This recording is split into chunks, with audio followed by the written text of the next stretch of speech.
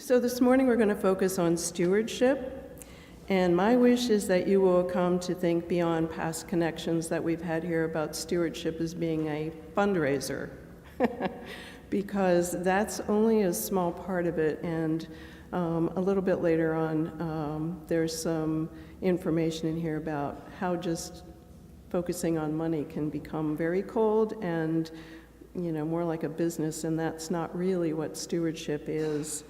So I'll share with you some thoughts from some very wise and experienced leaders who helped me to think about stewardship in a way to know that it's very complex and it takes time and practice to develop ourselves as good stewards.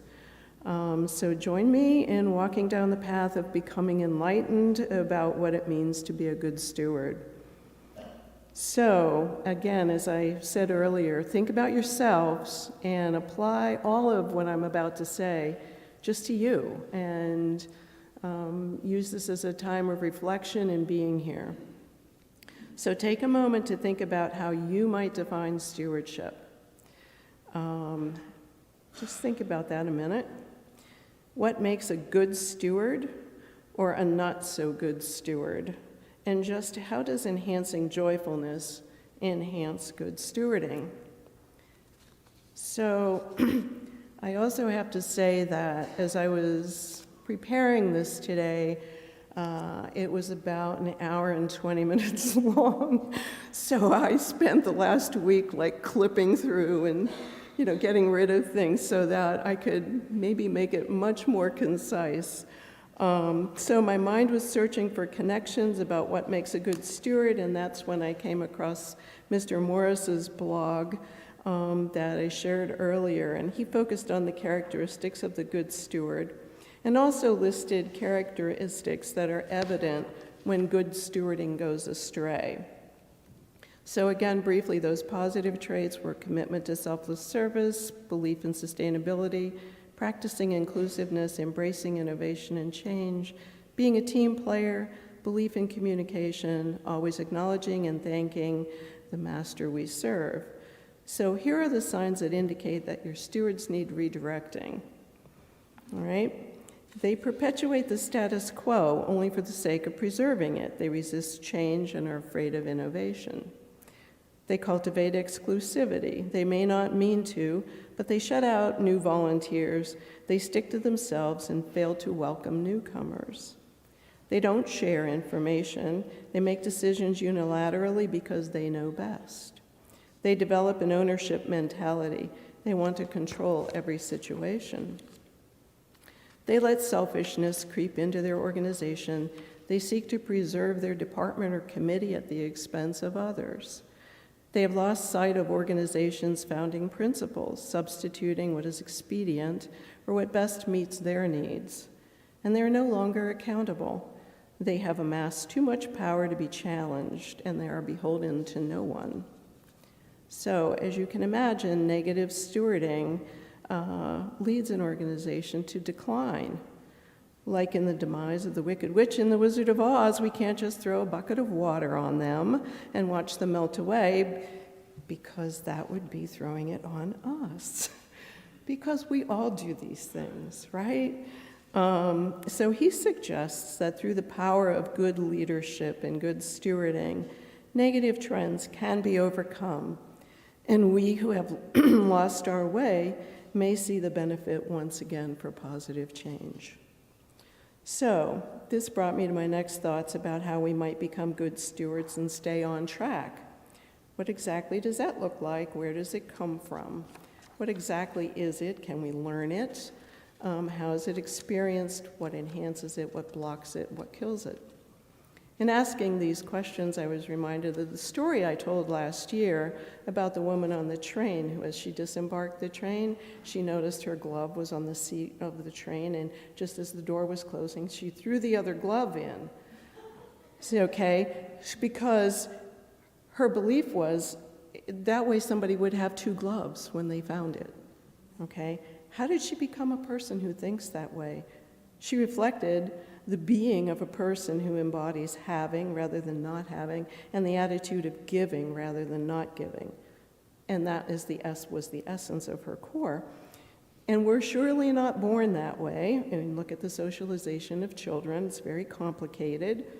So how do we become generous at the core, like that woman was? She didn't give it a second thought. It was just automatic. It was then that I picked up one of the most remarkable books that I've read in a while, and it's a New York Times bestseller entitled The Book of Joy, Lasting Happiness in a Changing World. And it's a collection of conversations between two of the most remarkable spiritual leaders of our time, His Holiness the Dalai Lama and the Archbishop Emeritus Desmond Tutu of South Africa. The Archbishop traveled to Dharamsala, India for the occasion of the 80th birthday of his friend, the Dalai Lama. They spent 5 days discussing the concept of living from a place of joy, even in the most difficult, violent, and trying of times, like apartheid and the takeover of Tibet by the Chinese.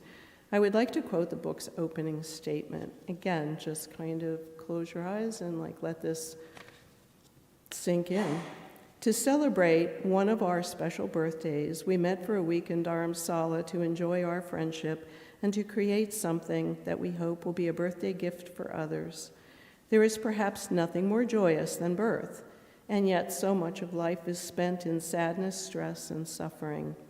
We hope this small book will be an invitation to more joy and more happiness. No dark fate determines the future. We do. Each day and each moment, we are able to create and recreate our lives and the very quality of human life on our planet.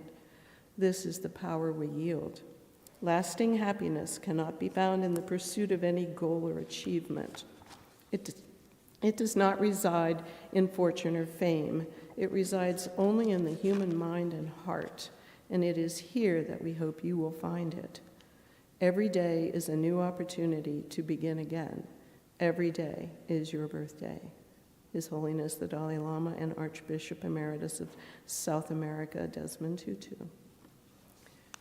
Is this work of love created between very different and remarkable men not the essence of good stewardship, the creation of something for the good of everyone from a place of compassion and generosity? Just think about that definition. So the message I would like to bring to you today is that stewardship is complex and needs personal reflection. Most leaders say it's important to start with where we are and to give ourselves credit for all we do out of caring and commitment. So I looked at us at Channing, and I see a place where we all can share and grow. It is true that we each bring what we can, and we're all very different. We are a small group. It takes a lot to make a church work. We need growth, we need space, we need funds, we need volunteers, we need committees, we need teachers, we need a minister, we need lots and lots of energy, and here we are, I'm preaching to the choir. Okay, and for a very small organization and a very small number of people, the amount of dedication and work and esprit de corps that we have here at Channing is amazing, and we do it. So given all that we do and all that we need, I wondered, how could we make it just happier? Mark Ewart explored some of this in his book, The Generosity Path, which I talked about last year. One of the major ideas presented was that stewardship is part of one's life, not something that one does, but it's in the basic fabric of who one is. When I think of the Dalai Lama or the Archbishop, or the woman who threw her glove in the train, I think that these are people who do not necessarily think of themselves as good stewards, but who just practice giving and have more joy doing it. So if you're wondering, yes, but how am I supposed to do this with everything that's going on in my life? I am not such a great person. Luckily, our two spiritual leaders talked that through in their conversations, and if you really want to read more, pick up the book, because there's just no way that one can make that concise. There's so much richness in it. First, the two leaders made a distinction between happiness and joy. Happiness, they say, is more external. Something or someone can make me feel happy. But joy is something that resides within. So even in times of distress and upheaval and war and famine and any other grief or disaster or turmoil that we go through, no matter what is happening, there is a way to approach it with joy. So we go on in our lives from day to day with everything that happens, and we can still feel joy because it's a developed practice and it's an internal thing. Now, how does that relate to stewardship? Well, joy seems to be at the core of being a good steward. Instead of automatically focusing on what we don't have, our automatic response is one that says we all share in making each moment one filled with joy, compassion, caring, or giving. Is there anyone you know like that? Well, I believe that frankly we all are, more or less. I personally read books like Conversations on Joy and The Generosity Path because I also believe that I have a lot of room to grow, and I owe it to everyone to get better at this whole thing. So Mark Ewart speaks about stewardship and the development of generosity and the joy of giving and how this type of giving is hard to tell who receives more, the giver or the receiver. So he states, generosity with our money, this is that thing I mentioned earlier, generosity with our money holds the greatest cultural challenge for many of us. However, if taken on its own, financial generosity can become cold and unsatisfying, like a business transaction. So consider generosity with all the resources you have available. And I thought this was pretty beautiful, so I wanted to share it. Be generous with your eyes and your touch. Welcome people and signal them that you accept them as they are. Be generous with your skills and intelligence. Work towards making this world a better place. Be generous with your heart. Grow your personal relationships. Be generous with your muscle. Help people when they need you to add your strength to theirs. These many ways of being generous inform each other. The practice of generosity means holding the intention to be giving in any way you can.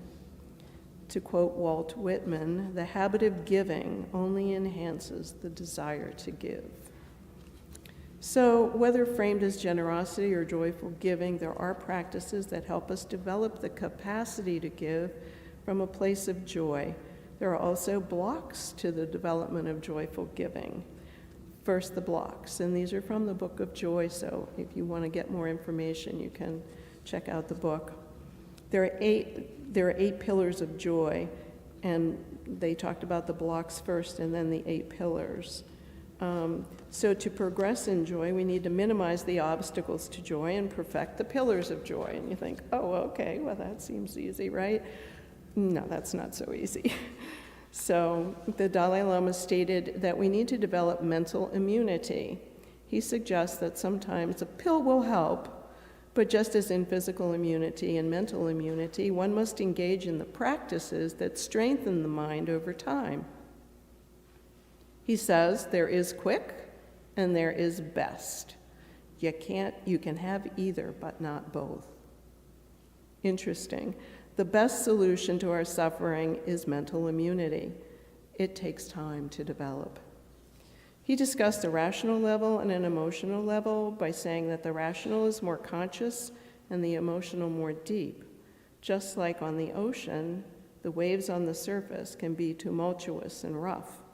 So too our problems can be rough and serious and difficult.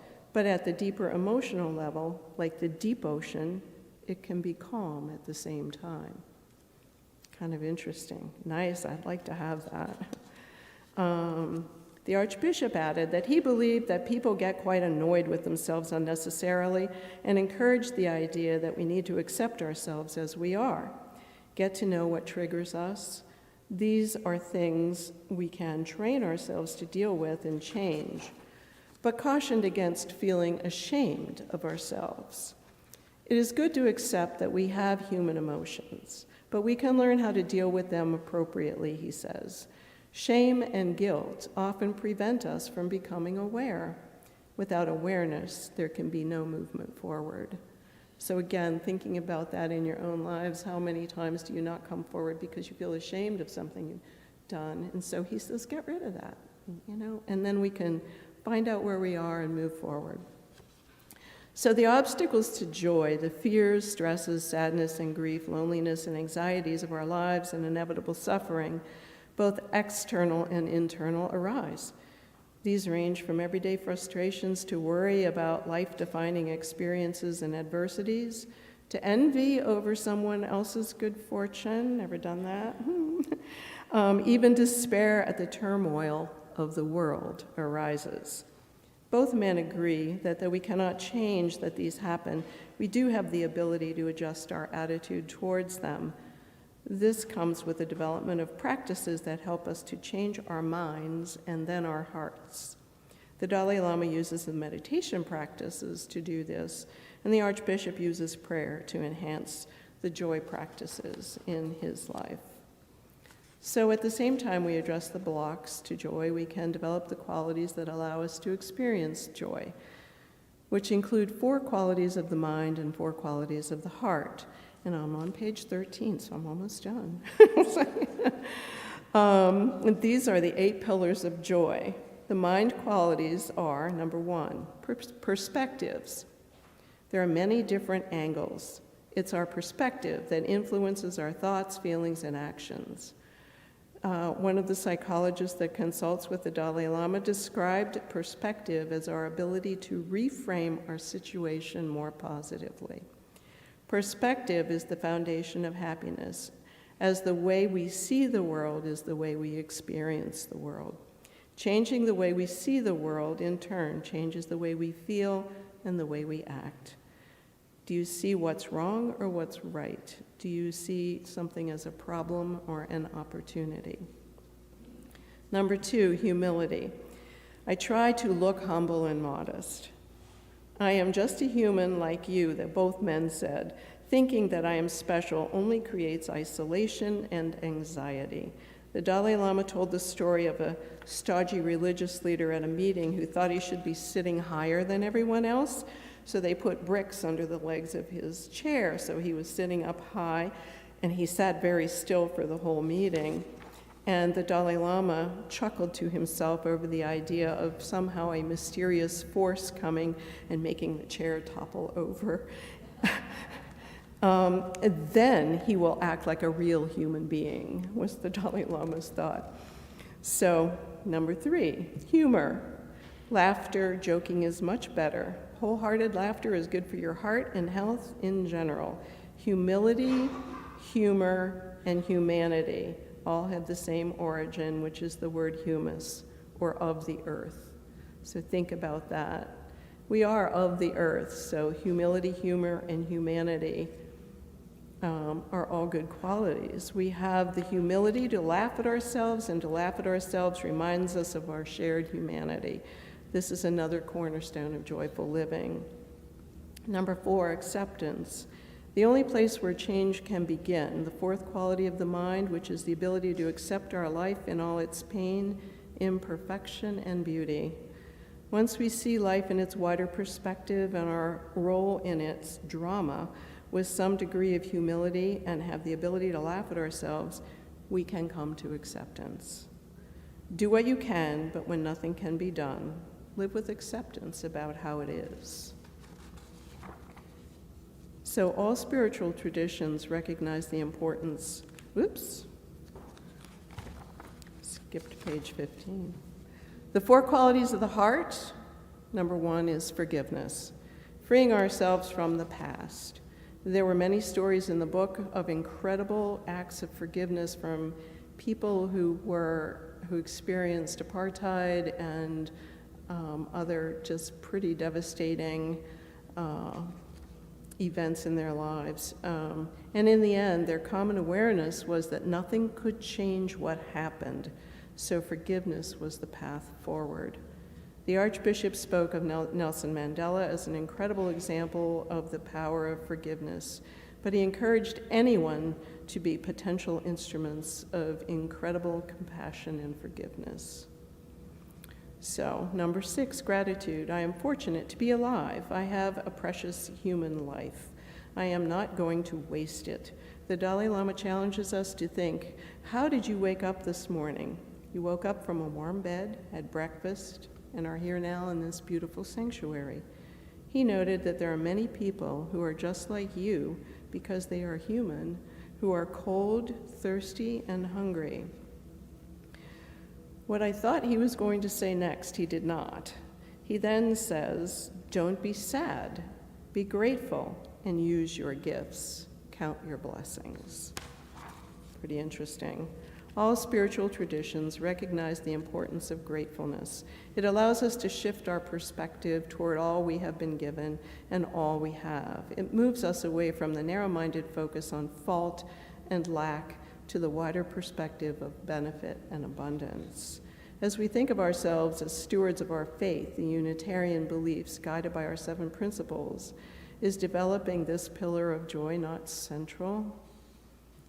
Number 7, compassion, something we want to become. Too much self-centered thinking is the source of suffering. A compassionate concern for others' well-being is the source of happiness. The Dalai Lama and all different religious traditions that have developed over the past 3,000 years carry some form of this message, the message of love. Both men believe that compassionate concern for others is instinctual and hardwired. That was interesting too. But we must also learn how to be more compassionate. Then there is the 4th pillar of the heart, which is generosity. We are filled with joy. It is interesting how our joy is enhanced when we make someone happy. The Archbishop stated, our book says it is in giving that we receive. So I would hope that people would recognize in themselves that when we are closed in on ourselves, that's when we tend to be miserable. It's when we grow in self-forgetfulness in a remarkable way, he says, we discover that we are filled with joy. He gave the physical example of the Dead Sea to illustrate this concept of the flow of giving and how it affects us. He says, fresh water comes in, but there is no outlet, so it doesn't pass the water out. It receives beautiful water from the rivers, and the water goes dank. It just goes bad. And that is why it is called the Dead Sea. It receives, but does not give. In the end, they both agreed that of all the qualities, ultimately, compassion and generosity would be seen as the most pivotal to any lasting happiness. They acknowledged that it is, however, the qualities of the mind that can make us ready for the qualities of the heart. So all are necessary. Mark Ewart quotes the Alama Sirdas, quoting the Buddha, giving brings happiness at every stage of its expression. We experience joy in forming the intention to be generous. We experience joy in the actual act of giving something, and we experience joy in remembering the fact that we have given. So in closing, let us reflect on those 8 pillars of joy and some of the practices that the Dalai Lama and the Archbishop and many spiritual leaders do on a daily basis that help them to refine their sense of joy and make them the most admired stewards on the planet. May we all develop a greater capacity for joy. It will only enhance our ability to be better stewards and to give happiness to all who we encounter.